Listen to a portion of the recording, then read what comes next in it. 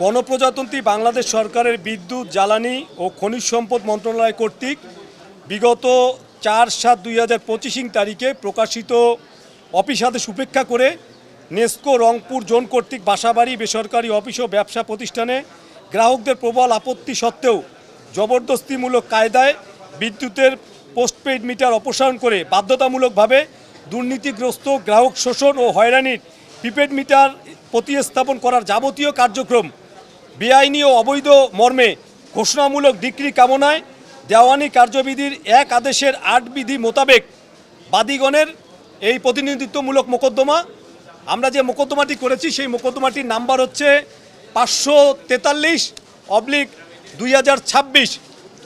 আমরা এই মোকদ্দমা আনয়ন আজকে করলাম। আমরা খুব শীঘ্রই বিজ্ঞ আদালতের কাছে আমরা একটি নিষেধাজ্ঞার, অস্থায়ী নিষেধাজ্ঞার আমরা আবেদন করব। সেখানে আমরা যেটি প্রতিকার চাইব যে এই মোকদ্দমাটি নিষ্পত্তি না হওয়া পর্যন্ত রংপুর নগরীর বাসাবাড়ি, ব্যবসা প্রতিষ্ঠান এবং বেসরকারি যে অফিস রয়েছে সেখানে নেস্কো প্রিপেড মিটার স্থাপনের কোনো ধরনের কার্যক্রম পরিচালনা করতে পারবে না।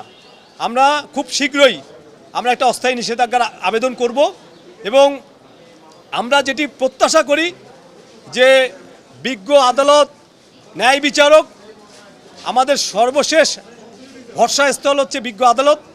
এখানে আমরা নেস্কো কর্তৃপক্ষের যে বেআইনি এবং অবৈধ যে কার্যক্রম সেটি বন্ধের জন্য যে মোকদ্দমাটি আনয়ন করেছি, আমরা আশাবাদী যে আমরা বিজ্ঞ আদালতের কাছে আমরা ন্যায় বিচার পাবো।